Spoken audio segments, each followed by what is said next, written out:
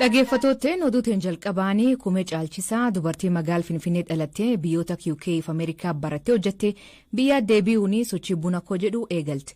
Waggoota 4 dura ogummaa fi muuxannoo teeknooloojii qabduun jijjiirama hawaasaaf fiduu fi gara Oromiyaatti akka deebite dubbatte. Keessumaa qonnaan bultoonni bunaa gabaa addunyaa irratti kallattiin hirmaatanii gatii isaaniif mala argatan hojjechaa jirti.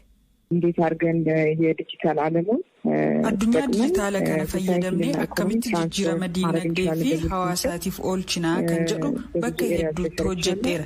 Ergan gara Itoophiyaa dhufee dhaabbata Afroovaalii jedhamu hundeesseen qonna teeknooloojiidhaan ceesisuu irratti hojjedha.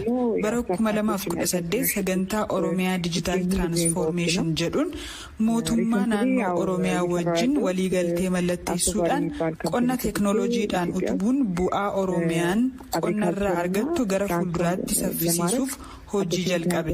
Oromiyaan bakka argama bunaa waan taateef jecha bunni Oromiyaa maqaa fi biraandii mataa isaatiin gabaa gurgurtaa dijitaalaa akka seenuuf hojjechaa jira. Jimmaan bakka argama bunaa taatullee gabaa biyya alaa keessatti hamma kanaa beekamtii hin qabdu. Amma piroojeektii keenya godina kanarraa jalqabne qonnaan bultoota buna oomishan 500 hubannoo uumneefii jirra. Kanneen 200 tahan ammoo karaa daldala dijitaalaa kana wajjin hojjechuuf waliigaltee mallatteessineerra. Rakkoon jabaan oomisha bunaa irra jiru qonnaan bulaan ni oomisha malee waa'ee gurgurtaa irratti gahee hin qabu. Naannoon Oromiyaa biikan keessatti qonnaan carraa guddaa qabdu waan ta'eef yoo teeknooloojii kanaan qonna fuulduraatti ariifachiifne guutuu Itoophiyaa jijjiiruun ni danda'ama jettu kumeen. Qonnaan bultoota kumee waliin yeroo ammaa hojii galan keessaa tokko jiraata godina Jimmaa Aanaa Gummaa obbo Awwal Siraaj. Rakkoon jabaan isaan qaban gurgurtaa irratti gatii ofiin murteeffatan. Saamuud Biyaalaat Erginaa jedhanii nurra fuudhanii ka jedhu obbo Awwal sanaan booda waanuma isaan jedhaniin gurguraa turree jedha. Amma immoo kumee waliin waliigaltee hojii waan mallatteessaniif bu'a qabeessa ta'uu waan amananiif gabaa dijitaalaa isin qopheessaa jirti. Kanaan gabaa alaatti ofumaan gurgurachuuf qophaa'aa jiraachuu hima.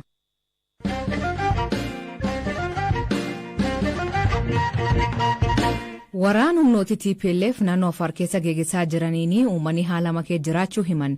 Haa ta'u malee uummanni Affaar lolli isaanii ilaallee lolaa jiranii ka jedhu dogongoraa jedhu durtaan paartii uummata Affaar obbo Muusaa Adam.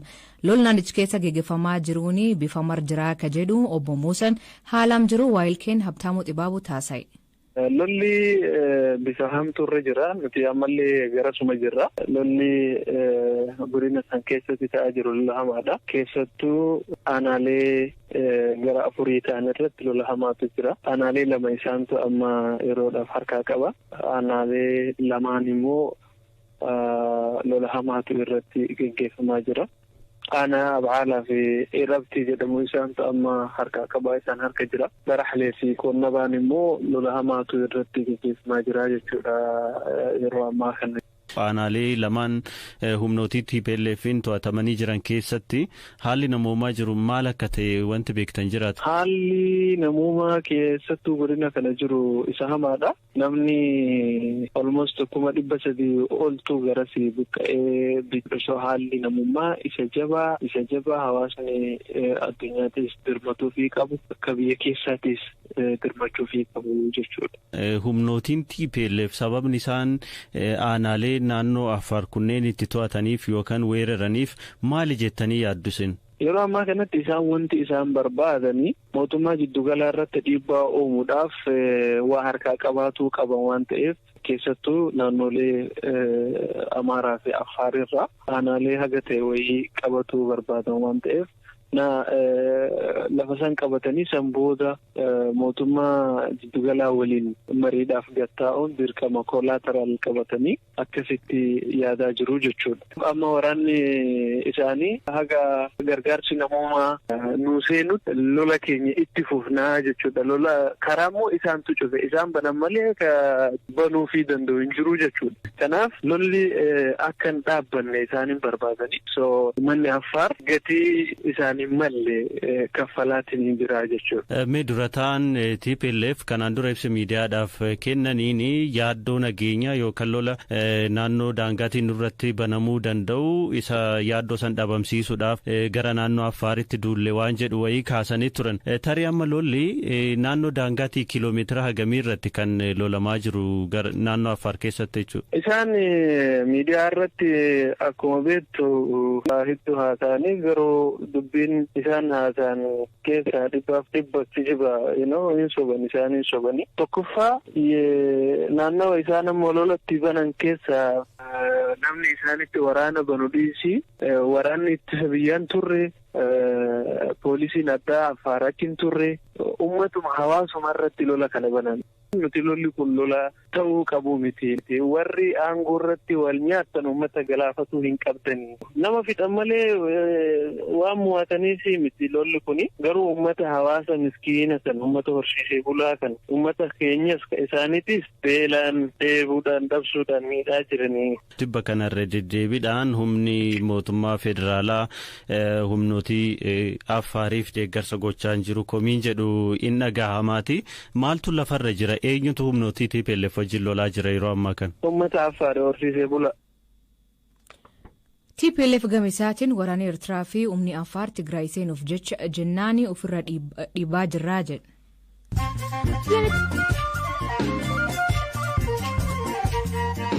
Dhaggeeffatooteen dhaamoota gaggabaaboo addunyaa isaanii dhiyeessaa jalqabaanii Burkina Faso abbootiin alangaa ejjechaa Toomas Sankaraa harkeessa qabjechuun pireezidantii duraanii Blaise Compaoré waggoota 30 akka hidhamu gaafatan.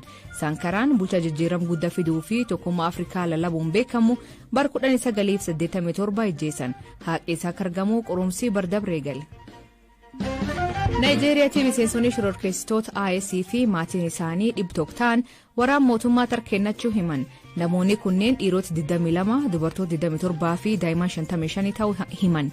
Haleellaa hidhattoonni biyyattiitti raawwataniin yeroo dheeraaf rakkoo nageenya jirti. Malaawitti dameen qorannoo haal qilleensaa lolii lafa balleessuu danda'a jedhee uummata akeekachiise. Biyyattiitti dhiyeen kana bubbeen cimtuun lubbuu namoota 32 galaafatee turte. Jijjiiramni qilleensaa kibba Afrikaatti biyyoota hedduu miidhaa jira. Namoonni dhukkuba dhibba dhiigaa qaban parasitamool baay'inaan liqimsinaan dhibbi onnee faksaatti lamaan qorannoo mirkaneessa. Parasitamool dhukkubbiin akka namirra laafatuu fi kan fudhatamu garuu namoonni akkaan dhibaman akka hin fudhatin ni gorfaman. Ogeeyyiin fayyaa gariin ammoo namoota hedduurraatti qorannoon hojjetamee mirkaa'uu qabaa jedhan. Pireezidantiin Firaans Emmanuel Macron daangaa Yuukireen irratti rakkoon jirtu akka hin hammaanne Puutiin waliin waliigaluu hima. Waraanni Raashiyaa daangaa Yuukireen jiru haala hama jiru caala rakkoon akka hin finne Puutiin na amansiisee jedha. Haa ta'u malee Raashiyaan waddaa akka hin galin beeksisti.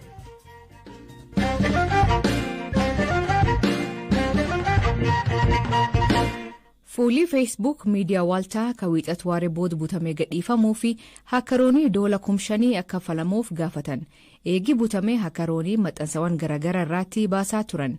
Eenyummaan hakaroota kanaa addaan hin baane ka jedhu hooganaan itaana insaa obbo Kafiyaaloo Tafarraa waan mudate akkanaan beekaa toomatti. Isa raansamuweer jedhamuuni warri hojii badii akkasii hojjetan. Weebsaayitii isaanii Facebook akkaawuntii isaanii xalafaniiti qarshii $5,000 akka kafalan wanta gaafatan jechuudha akkaawuntii isaanii gadhiisuudha. Kan ammoo nuti warra Facebookii wajjin taaneeti akkaawuntiin akka fulii isaanii deebi'u gochaa jirra.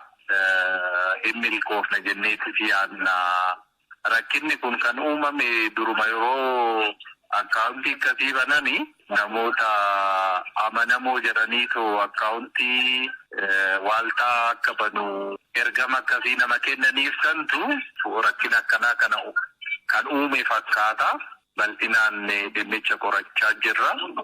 Egaa illee kanaan dura TPLF isaantu amanamoota waan ta'eef isaantu akkaawuntii akkasii akka bananii wal carraa argataa iyyuu carraa yeroo kan argatanii akkaawuntii san bananiini dhokatanii achi keessa turanii bifa adda addaatiin dhiibbaa akkanaa qaqqabsiisuudhaaf yaalii gochaa jiru. Yeroo lammaffaatiif wanti akkasii yoo isaan mudatu akkamitti kana hiikuus akka qaban kallattii laannee fi leenjis kennineefi turre. Ammas wanti kun erga deebi'eetoo isaan mudateen booda warra feesbuukii wajjin kominikeet gooneetoo sirreessuudhaaf yaalaa jirra. Milkoofna jennee iyyaannaa yeroo gabaabaa keessatti. Kun yeroo jalqabaati miti kan miidiyaa mootummaa Itoophiyaatiin hidhat qabu butame. Ji'ootan dura fuulli feesbuuk EBC akkuma kan butame ture banamuun isaa ni yaadatama. Amma hakkaroonni waalta butan kunin erga barreessaniin gosa kiriptookareensii jedhamee beekamuun akka maallaqii kafalamuuf gaafachaa turan. Miidiyaan waaltaa duraanii Adwaayee jalaatti bulaa akka ture yoo ta'u yeroo ammaa qabeenyummaan isaa kadhaabbii bulchaa jiru akka ta'e himama.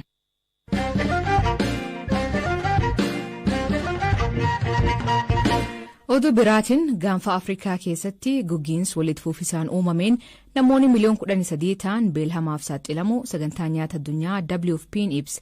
Qonnaan milkaa'uu dhabuu fi hanqinni nyaataa uumameen maatileen qe'ee isaaniirraa akka buqqaan dirqisiisuu kan ibsu WFP'n rakkoon namooma guddaan akka hin uumamneef gargaarsa hatattamaan barbaachisaa jedha.